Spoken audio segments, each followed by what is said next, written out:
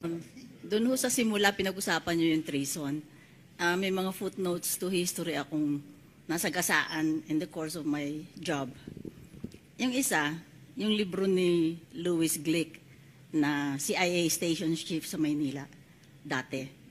Sabi niya sa libro, nag-apply daw na maging CIA sa kanya si Ninoy. So, hindi ko to gawa-gawa, nasa libro to nung CIA Station Chief. Ikalawa, nung pakawalan ni Cory lahat ng political prisoners, siyempre, FOCAP, cover ng cover. Sinundan namin yung si Joma, tsaka si Commander Dante, all the way from where they were released sa kampo, papunta sa temporary presidential office sa Makati. Nandun si Cory, si Sagisag, si Joker, si Doña Aurora, tapos yung dalawang bagong release.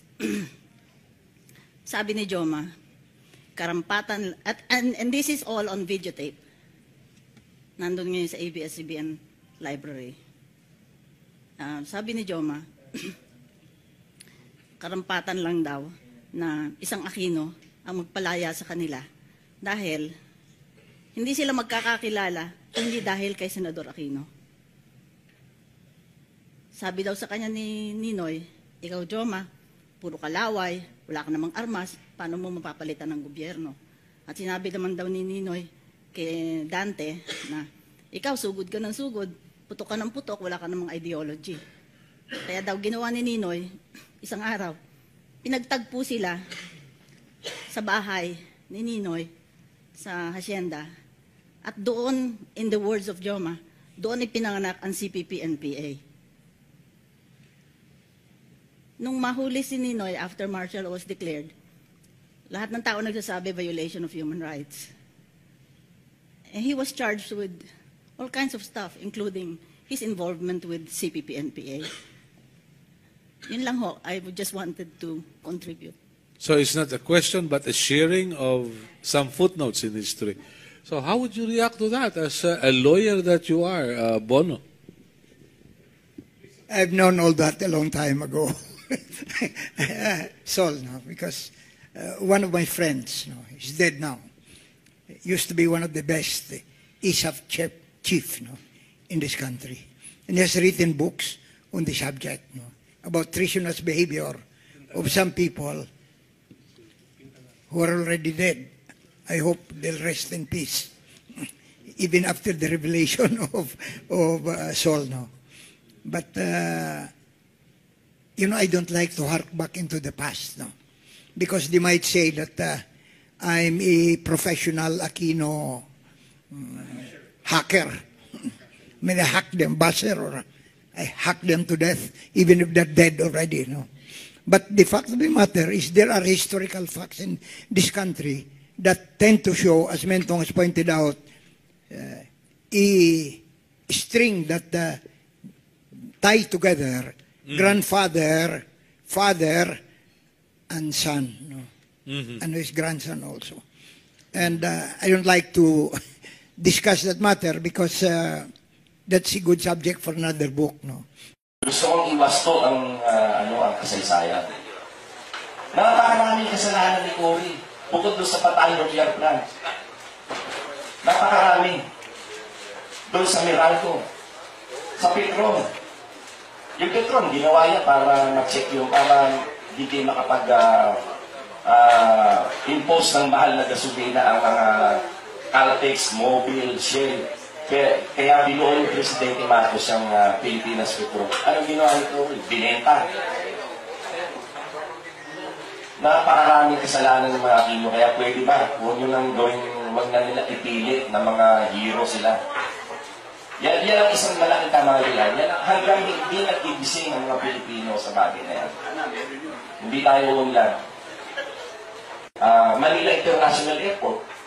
Isipin mong pangalanan ng Ninoy Aquino International Airport. Ano naman kinalaman ni Ninoy? Ang nangyari tuloy, ang image ng airport natin, lugar ng murder, lugar ng political upheaval, lugar ng simbolo ng political crisis. Oh, kaya napakapangit. Pag hindi ba ibalik yan sa Manila International Airport? Ito pa isang nakakainis at nakakapag-init ng dugo ito. Yung Rizal Memorial Stadium. Isipin mo palitan pa naman ng Ninoy Aquino Stadium. O ano naman, ikumpara nyo nga si Ninoy kay Rizal. Ikumpara nyo yung sakripisyo ni Rizal na talagang kusang nagpabaril para lang magising ng mga Pilipino. Ang Meralco, tingnan nyo yung Meralco ha. Binili na yan ng administrasyon ni Presidente Marcos. Ginawa na yan pag-aari ng mga tao. Kaya nga tayo noon, nagkaroon tayo ng mga dividendo tuwing end of the year, nakakatanggap tayo ng cheque from Meralco. Bilang share natin, as owners of Meralco, ano ginawa ni Cory pag-upo niya? Binalik niya sa mga lobby na walang bayad. Yan, alam niya ni Professor Ato. Malaking kapahamangan ang ginawa sa atin ng mga Aquino. And still, binobola, ginagawang mga mangmang at ignorante ng mga Pilipino sila ay hero. No?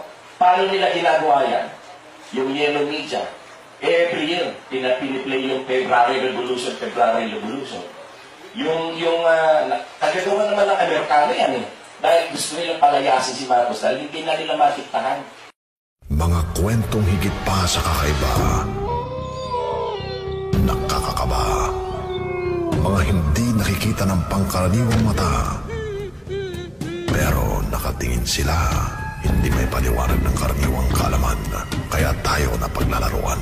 Mga kwento ng kababalaghan, ibabahagi ni Benji Felipe, kasindak-sindak. Tuwing linggo, alas 10 hanggang alas 11 ng gabi, kung nararamdaman mo lang, dapat bang paniwalaan? Kasindak-sindak. Sa Radyo 5, 92.3 News FM. Ang tanong naman ni Elmer Reyes, "Good day, Sir Benji. Nakikinig ako sa inyo since 2015. Baguhan pa lang ako. May tanong lang ako, since katatapos lang ng ating eleksyon, si Ninoy Aquino po ba ay maituturing na bayani o hindi? May naging ugnayan ba sila ni Jose Maria Sison? Si dating President Ferdinand Marcos po ba ay hindi intensyong magdeklara ng martial law? Salamat po in advance. More power sa kasindak-sindak." Elmer, isa-isa nating sagutin ito sa abot ng aking mga nasa liksik. Si Ninoy Aquino ba ay maituturing na isang bayani? Ang sagot ay depende sa inyong magiging pananaw pagkatapos kong ikuwento ang ilang dokumentadong panayam sa kanya ng ilang TV stations sa United States. Ang sabi ni Ninoy, sa isang panayam nung nabubuhay pa siya, ayaw niya maging pangulo ng panahong iyon na siya ay pinayagan ni dating Pangulong Ferdinand Marcos na magpagamot sa States matapos ang halos 8 taong pagkakabilanggo niya sa rehimeng Marcos.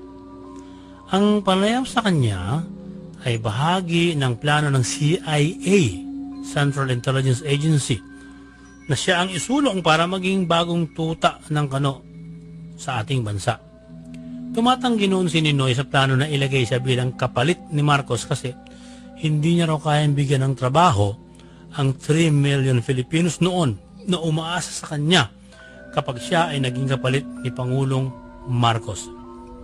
Sabi pa ni Ninoy, ang ekonomiya ng Pilipinas noon ay labis na hawak ng Amerika.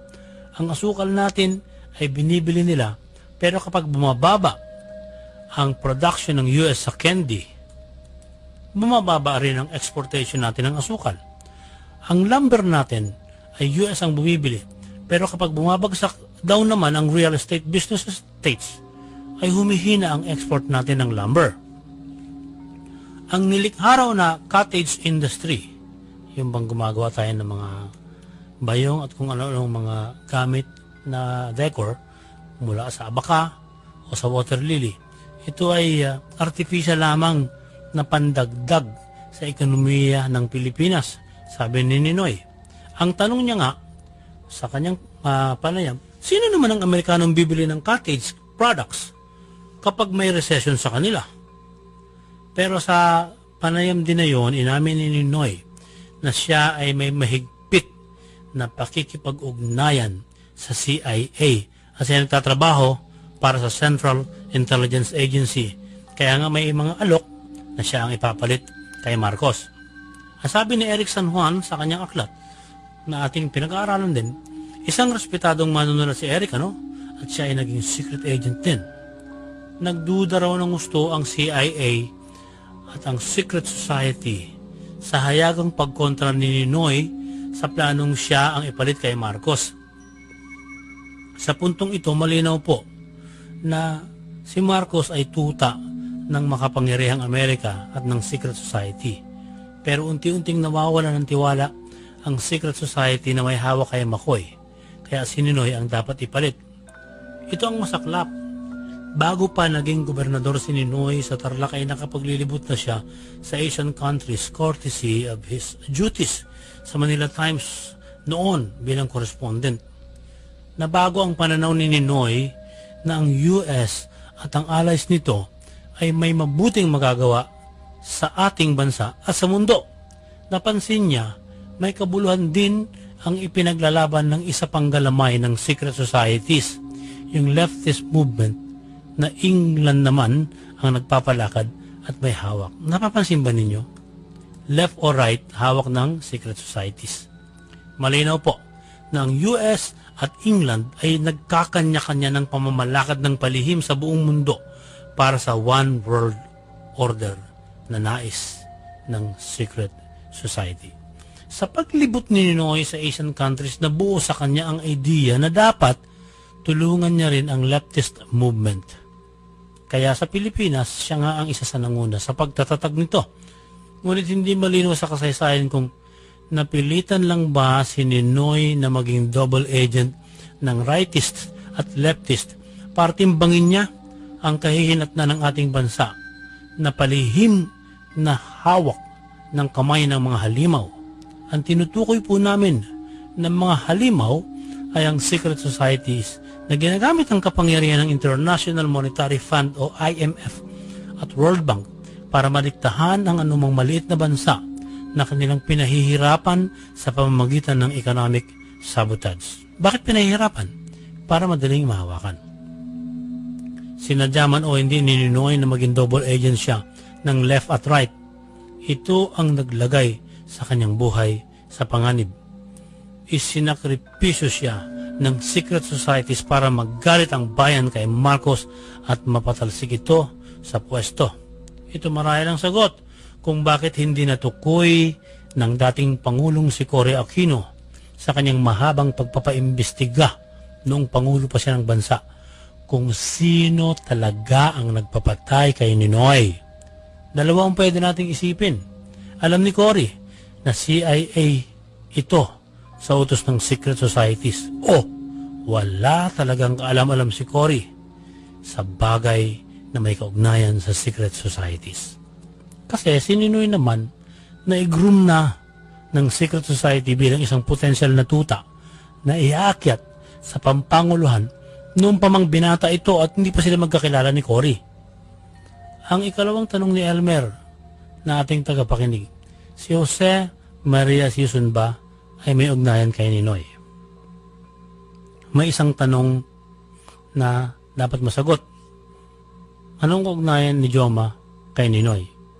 Alam niyo po, mayroong taong nakausap ko ng ilang ulit, humingi siya ng pabor na hindi ko muna dapat ibulgar ang bagay na pinag-usapan namin tungkol sa Plaza Miranda bombing noong 1971. Unang dahilan, malala ang magiging implikasyon nito sa pananaw ng mga Pilipino kay Ninoy.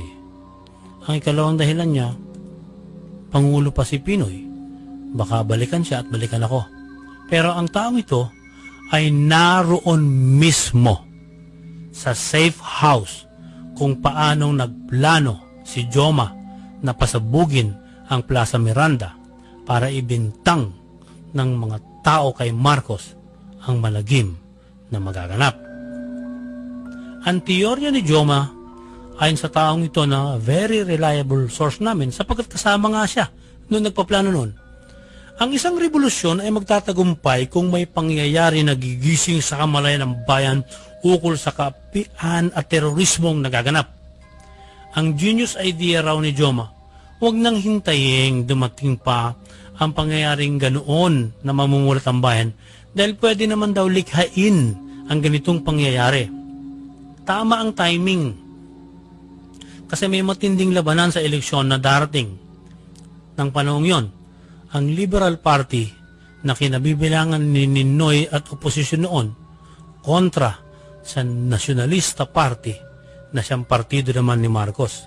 Ang sabi ni Joma, walang pagpipilian sa dalawang partido dahil pareho silang hawak ng oligarkiya. Ang oligarkiya ang siyang dahilan ng pagpapahirap sa masang Pilipino. Kaya sino man ang madamay sa pagbomba nila ay magiging sakripisyo sa inaasahang tagumpay ng revolusyon para sa masang Pilipino. Isa ang taong nakapanayam namin na ito na dating NPA leader. At dalawa ang aklat na nakapagsulat na ang inutusan ni Joma para isagawa ang Plaza Miranda bombing ay ang taong nagngangalang Danny Cordero. Si Danny Cordero ay NPA na nakatalaga sa Caloocan bilang urban organizer ng panahong yon. Si Danny ang unang naghagis ng bomba at ang ikalawa, hinala pa lang, hindi pa sigurado. Ang ikalawa ay hinihinala si Nilo de la Cruz, isang taong involved sa Alice Bungkayaw Brigade. Si Danny po ay pinatay sa isang kangaroo court at saksi ang kausap naming tao nung siya ay barilin. Wala si Ninoy nang mangyari ang Plaza Miranda bombing kasi may ugnayan nga siya sa grupo ni Joma. Kaya alam niyang may magaganap at hindi siya dapat agad sumipot hanggang sa maganap muna ang pagsabog. Dalawa ang nasa liksik namin kinaroroonan ni Ninoy bago ang pagsabog sa Plaza Miranda bombing. Una, siya ay nasa High Alay building lamang sa Taft Avenue at hinintay na maganap yon. At ang isa na nabasa namin, nasa Times Street siya sa bahay ngayon ni Pinoy sa Quezon City. Kung tutuusin, napakasama ng sitwasyon nila, hindi ba? Pero hindi po natin sila dapat husgahan kasi ang labanan sa pagitan ng mayayaman at ng mahihirap ay parang giyera din naman. Mayroon at mayroong buhay na madadamay. Iba pa po rito yung mas malaking giyera sa pagitan ng secret societies versus people on earth. Diba? Kasi pinahihirapan ng secret society yung mga nilalang sa earth eh. Nagkatotoo ang teorya ni Joma. Ibinintang kay Marcos ang pagpapasabog sa Plaza Miranda at umalsa ang maraming Pilipino. Kahit na hindi sila leftist, nakisimpatya na. Lumaki ang simpatya ng marami sa ipinaglalaban ni Joma na komunismo. Ang ikatlong tanong ni Elmer na ating tagapakinig, napilitan lang ba si Marcos na ideklara ang martial law at ang pagsuspindi sa writ of habeas corpus?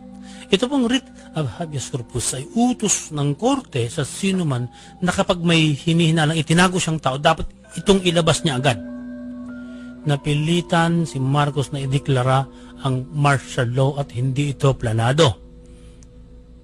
Yun lang kasi ang alam niyang paraan para ubusin din ang kanyang mga kaaway. Bakit alam niya kung sino-sino ang mga kaaway niya bukod kay Ninoy? Kasi po, meron siyang Deep Penetration Agent, DPA, na nakakasakasama ng mga NPA at taga-report kung ano-ano ang mga top secrets na gagawin laban sa gobyerno ni Marcos. Batay naman din sa isang bahagi ng nabasa ko na isinulat ni Eric San Juan, ang DPA na ito ay siya mismo nagbenta ng 2,000 armas sa NPA na nabuko sa pagpupuslit sa Pilipinas. Kung inyo pong babalikan ng mga periodiko, ito yung tinawag sa mga dyaryo noon na Oplan Karagatan. Kung tutuusin, hindi naman talaga nabuko. Kinuwartahan ng DPA na ito ang grupo ni Joma. Alam niya may perang sinusupply ang China kay Joma. At the same time, isinusulsul niya kay Marcos na bumili ng armas mula sa China ang grupo ni Joma at ipupuslit ang mga armas. Kaya pareho niyang napakinabangan ang magkabilang grupo ni Joma, grupo ni Marcos. Doon sa Oplang Karagatan, muntik mamatay ang mga kasamahan ni Victor Corpus at mismo si Victor Corpus dahil nung sumadsad ang barko at hinahakot nila yung mga armas. Pinaputukan sila ng pinaputukan ng 2 machine gun sa 2 fighter planes ni Marcos. At ang naitakas lang nilang baril ay mahigit 200. Yung ibang naiwan doon sa barko, kinumpis ka na ng mga military at pinagamit sa Philippine Military Academy. Ito yung isang ironic sa ating kasaysayan. Ang arsenal ng PMA ay limas ang mga armas ng lusubin ng dating PMAer na si Victor Corpus noong 1971. Nilimas niya ang mga armas para dalhin sa Partido ng Komunista ng Pilipinas, sapagkat ang nagtatag ng CPP ay ang uncle niya na si Joma Sison. Pagkatapos ng paglimas niya sa armas ng arsenal ng PMA, yung armas na sinalubong niya para gamitin ng CPP-NPA ay nakumpiska ng mga tauhan ni Marcos at ipinagamit naman doon sa PMA. Para malinaw po, balikan natin ang tanong ni Elmer na ating tagapakinig. Sabi niya, si Ninoy Aquino ba ay maituturing na bayani o hindi? Kaya na po ang umusga ngayon. Naging double agent siya ng left at right sa paghahanap marahil ng sagot. Paano ba maiaayos ang kanyang bayan? Pero, alam niyang may lihim na kamay ng mga halimaw na gumagapang sa bawat maliit na bansa at kasali sa pinahihirapan ng halimaw na ito ay ang Pilipinas. Kung kasalanan din ba na hindi ibinulgar ni Ninoy ang bagay na ito noon? Siya ba ay kaanib sa kanilang layunin na one world order? O wala naman lang talaga siya magagawa sa kapangyarihan ng halimaw na ito? Pag-isipan niyong mabuti. Ikalawang tanong, may naging ugnayan ba si Ninoy kay Joma Sison? Nilinaw na natin ang halimbawa. Ang Plaza Miranda bombing na noong naganap ay nakinabang ang leftist. Si Ninoy ang nagtalaga kay Bernabe Boscaino alias Commander Dante bilang leader ng New People's Army NPA. Ang pakinabang ng Communist Party of the Philippines sa Plaza Miranda bombing ay katumbas din ng pakinabang ng armed element nila na NPA na sangkot si Ninoy. Ulitin natin. Ang acronym na Dante sa Commander Dante ay tumutukoy sa Diokno, Aquino, Nepomuceno, Tanyada at Espino, na ang mga tinutukoy ng mga taong ito ay dating Senador Jose Diokno, dating Senador Ninoy Aquino, dating Gobernador na Francisco Nepomuceno, dating Senador Lorenzo Tanyada at si Moises Espinosa na kasama din nila sa makakaliwang organisasyon. Ang ikatlong tanong ni Elmer, si dating President Marcos po ba ay hindi intensyong magdeklara ng martial law? Nasagot na po natin. Ito ang aking pananaw. Hindi niya sinasadya, kundi yun ay tawag ng pangangailangan sa kanyang panahon, sa kanyang sitwasyon. Ngunit magdadagdag po ako ng ika-4 na tanong. Ano ang pagkakaiba ni Ninoy kay Marcos? Si Ninoy ay masyadong adventurous na naglaro sa kaliwa at kanan, kaya naman ang buhay niya nakataya na talagang mapatay. Ang uri ng pag-alaga sa kanya ng secret societies at ang uri ng pagpapaslang sa kanya ay katulad ng ginawang pag-aalaga at pagpaslang kay John F. Kennedy ng nasabi ring grupo. Samantala, si Marcos ay hindi naglaro sa left kundi nanatili sa ultra-right, kaya sinipa lang siya disgracefully papalabas ng Pilipinas noong lutuin ng secret societies ang People's Power Revolt na EDSA 1. May isang artikulo na nagsasabing sinisisi ni dating Pangulong Ronald Reagan ang kanyang mga kapanalig sa US kung bakit nila hinayaang malaglag si Marcos. Wala raw tiwala si Reagan kay Tita Cory dahil nakakiling ito sa leftist kaysa sa rightist. Pero alam nyo, ang Pangulo ng Amerika, wala ring magagawa basta't iniutos ng secret societies. Ang secret societies na ito ay may 3 malalaking grupo na kumikilos at ang umbrella organization nito ay Illuminati. Dito po sa Pilipinas, ang aktibo ay ang tinatawag na Committee of 300. Sa rami ng ipinaliliwanag ko, baka bukas makalawa maglaho ako bigla. Kaya hanggang dito na lang po muna ang aking ibubulgar.